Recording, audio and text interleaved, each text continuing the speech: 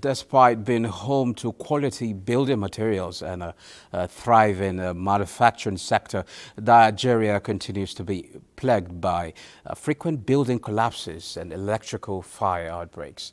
This raises critical questions about the state of our built environment and the factors contributing to these disasters. Now, joining me today is Dr. Onore, Kehinde Onore, an expert estate surveyor and valuer to analyze the complex issues surrounding building safety in Nigeria. We will explore the paradox of quality materials versus poor workmanship, the role of regulation and enforcement, and the importance of maintenance culture. You're welcome to Business Express. Thank you. Okay, the paradox there. Let's start with the paradox. How comes we tend to have quality building materials, but the issue of building collapse persists? Why are we having that? Thank you very much. Building collapse occurs as a result of structural defects. And despite quality in building material, building will always collapse when we have lack of professionals handling the building construction. We have quackery that has flaws the inbuilt industry. And when quackery are handling building construction, there are tendency that the building will always collapse. It's either they are not building according to plan, standard, specification. And when a construction work is going on and the structure is not being built based on the plan, design, specification, there is tendency that the building will always collapse. Collapse can take place either at the cause when the building construction is going on or when the building has been fully completed, depending on the structural deficit or structural defects when the construction work was going on. Most importantly, building collapse when there is no proper monitoring team within the inbuilt industry. We have the quantity surveyor who give the bill of quantity. We have the architect who give the design of the building. We have the builder who build according to plan, design, and specification. But if all these professionals are not in place and the quackery or a quack is brought to monitor a project, we will always experience building collapse.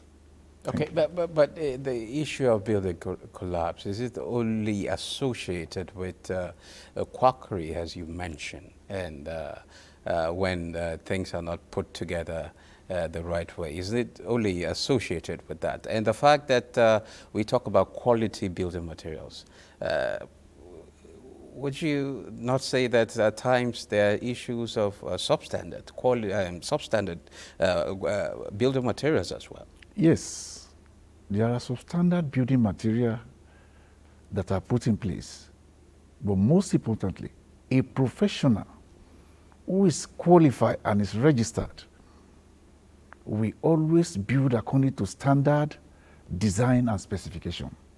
But mostly, building material, so there are some fake or substandard building material that are being brought into the country. And this is where Standard Organization of Nigeria comes in place. There is need for check and balances. For every building material that is coming into the country, they must ensure that the right things is being done. And what is this right thing? They will ensure that the quality of the material that is being brought in. That's in terms of regulation. Yes, in terms of regulation. People regulating the profession itself. Yes, yes. Okay. So that is it. So you regulators will have to ensure that the right people that have the capacity to actually build are put there in the field so that will prevent some of these things. Yes. Okay, where is the place of maintenance in this? How does Thank you. the issues of maintenance in some cases that poor maintenance could probably lead to some of this, building collapse? There's what we call in building, there's what we call structural integrity tests. Okay. To every building, it's expected that integrity tests be conducted annually. The integrity test is going to show you if the building, the level of the strength of the building. In real estate, there's what we call estate life cycle. The development stage, newly development stage, and we have middle life stage, we have old age, we have obsolescence, we have total obsolescence. This estate life cycle is expected that professional, in terms of building maintenance, come up with an annual integrity test to ensure that the building deficit or building defect, structural defect, is being curtailed. Because when a building is being tested structurally, it will guide the facility manager, it will guide the professional involved in the management of such property to ensure that the owner is being given professional advice on what to do. Okay.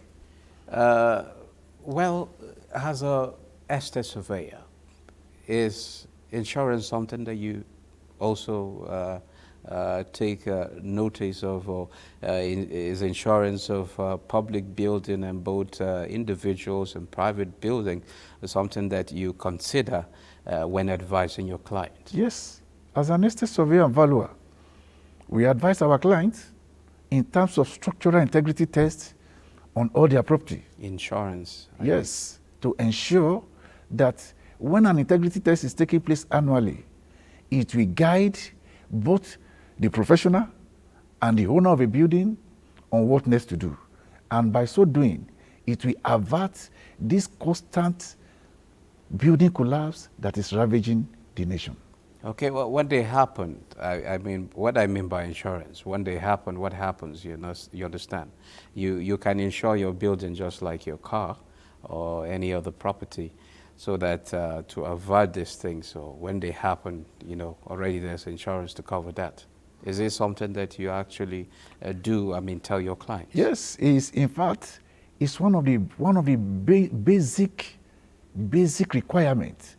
All buildings in Nigeria are expected to be insured against fire accidents. There are some unforeseen circumstances. There are some acts of God. And when this happens, when a building is being insured, provided structural integrity test also is taking place, it will guide, it will protect the owner of the property. And it's going to be a win-win situation when it happens, provided the collapse is not as a result of structural defects, but at the same time, a building is expected to be insured. An integrity test is expected to take place annually. Okay, where's the place of technology in bridging the gap of quackery and other, incompetences that lead to building collapse? Where's the place of technology in bridging this gap to make sure that we don't tend to have building collapse now and in the future? Thank you very much. Technology cannot be overemphasized.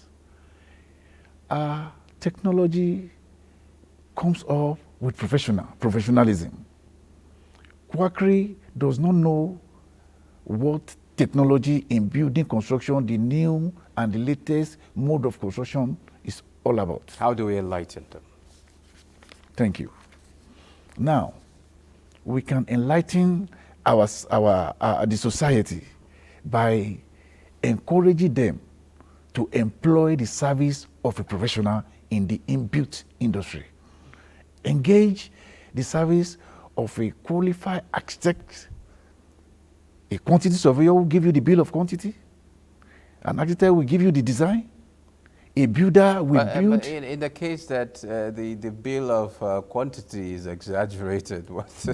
And this is one of the causes of building collapse. When the bill of quantity is exaggerated, as we have said, it cannot be exaggerated. A quantity surveyor will give you what is accurate. So how do we ascertain that it's not exaggerated? It will be ascertained in the course of construction work. And this is why when a quantity surveyor gives you a bill of quantity, most people, most project developers, most owners that did not want to follow the due process by engaging a professional, engage a quack. And by so doing, we will have what we call. But have you building considered collapse. the fact that sometimes the service of the professional tends to be very high?